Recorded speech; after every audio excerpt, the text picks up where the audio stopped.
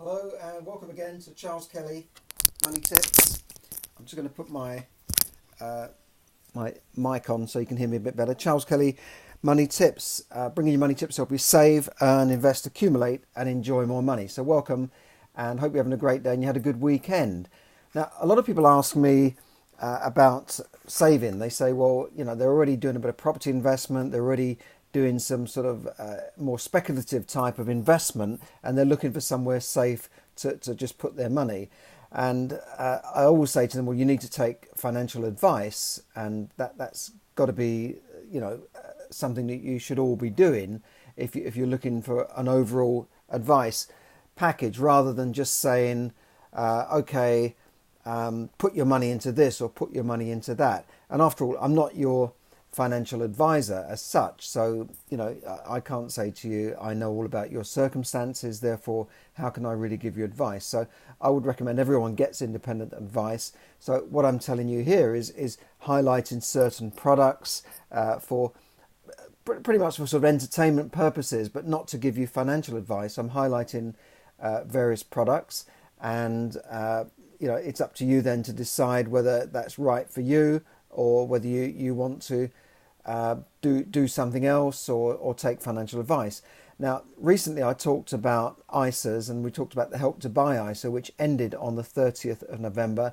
Now, that was designed to help first-time buyers with a deposit. The government were given a 25% bonus. Now, that has gone, and I gave several warnings to people to take that out. But there is an alternative, and that's called a lifetime ISA, or it could be a LISA, lifetime ISA, lifetime ISA. Now, obviously, this pertains to people in the UK only, and it could be a good alternative for you if you qualify. Now, this has some more restrictions. It is for people between 18 and 40, so I think I just about missed that one out. Yeah, I just didn't qualify for that by a year or so.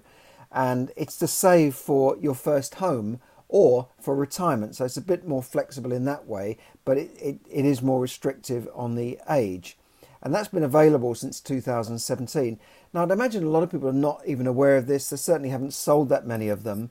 But it does give you a bonus worth 25% of what you pay in, up to a maximum of £4,000 a year.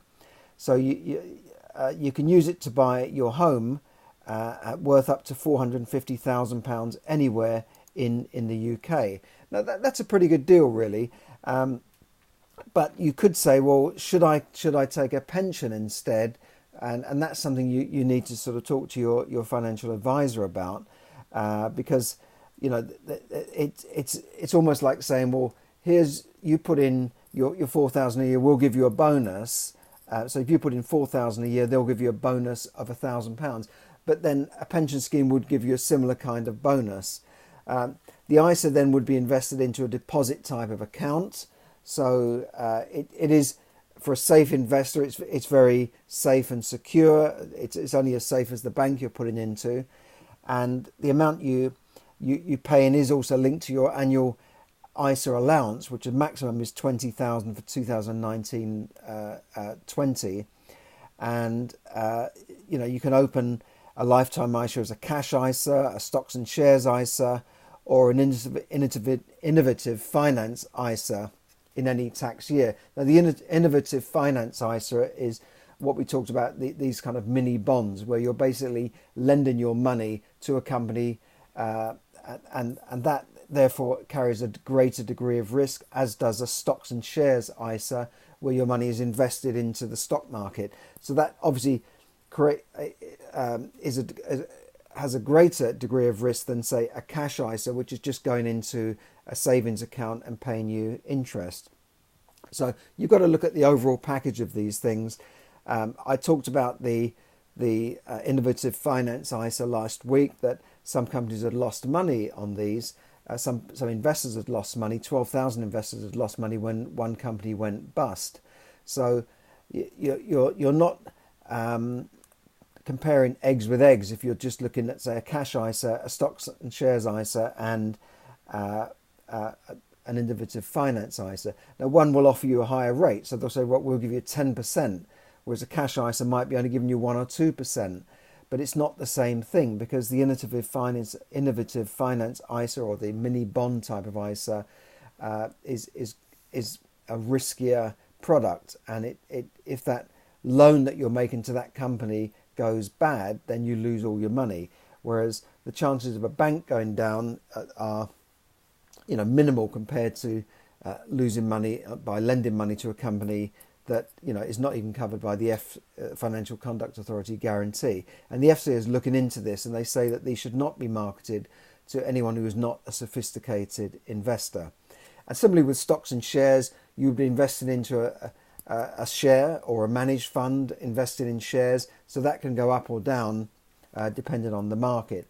So this is where I think you need financial advice, but obviously you can go into a bank and get all of the information and make a decision yourself. So the Lifetime ISA is still a good product if you are between age 18 and 40. You're a resident or a Crown servant, for example, a member of the armed forces serving abroad, who would obviously not be a resident at that moment, and you can continue paying into your Lifetime ISA up until the age of 50, and it can be used you can use it to buy a home, but there are a few restrictions in you need to keep in mind. Only first-time buyers can use the Lifetime ISA to buy a home. That means that you can't own or have owned a home in the UK or anywhere else in the world before. So you really are genuinely a first-time buyer. And you'll need to be buying your home for no more than £450,000. So that might be difficult in London, say. But you're using it. You must use it as a traditional repayment mortgage, and you must be buying a home that you plan to live in. It's not for a buy to let. So Help to Buy ISAs. If you're thinking of one, I suggest you go and talk to your bank or your financial advisor. Help to Buy ISAs. The old Help to Buy ISA. The old Help to Buy ISA is gone now, so that's finished. But the Lifetime ISA can also be used for retirement. So I'm just telling you about a product now that might be of interest. You'll get your 25% bonus.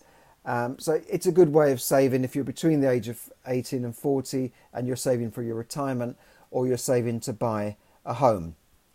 Obviously, if you die, the money will come back. And as I said, just get financial advice so that you're making sure that you're doing the right thing for yourself. I think everybody should be saving in one way or another, either for pensions or through ISAs. ISAs are a good way of saving. If you're in the UK, you can save up to £20,000 a year. And the benefit of that is that the money is tax-free, so the interest is not taxed. So it is a good way of saving in general. So everyone should be really using their maximum allowance into ISAs or individual savings accounts anyway. So that's my tip of the day, really, is to get financial advice and look at ISAs as a way of saving in a tax-free environment. And it's a good way of putting a bit of money aside. And if you keep putting that money in each year, you'll soon have a large fund that will be in your ISA that will be tax-free. So it's and unlike pensions, when you take the money out, you're not taxed on it, which you are with a pension scheme. So it might sound a bit complicated, and this is why you need to take financial advice. I'm not here to give you financial advice. This is for your entertainment purposes only. And that's why I don't know about your particular financial situation, your particular needs and what you're doing with your money. That's why you need to see a financial advisor. I would suggest at least once a year you should be reviewing all your finances at least once a year. Now, when I was giving financial advice, when I was registered, there were more financial advisors around. Now there's less. It's perhaps more difficult to get financial advice.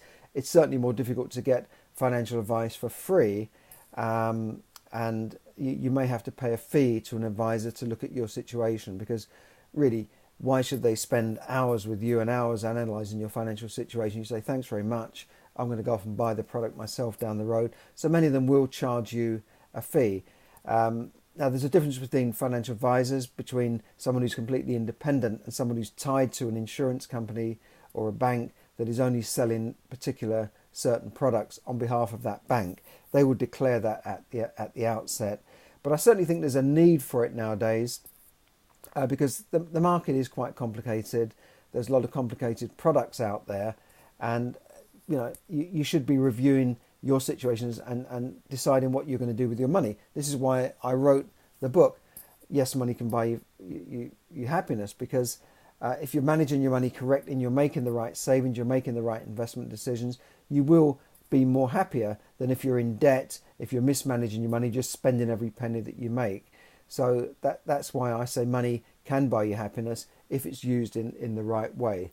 So make sure you're reviewing your finances each year, that you're looking at what you're doing with the money, you know what's coming in and what's going out, and you're not spending every penny that you earn.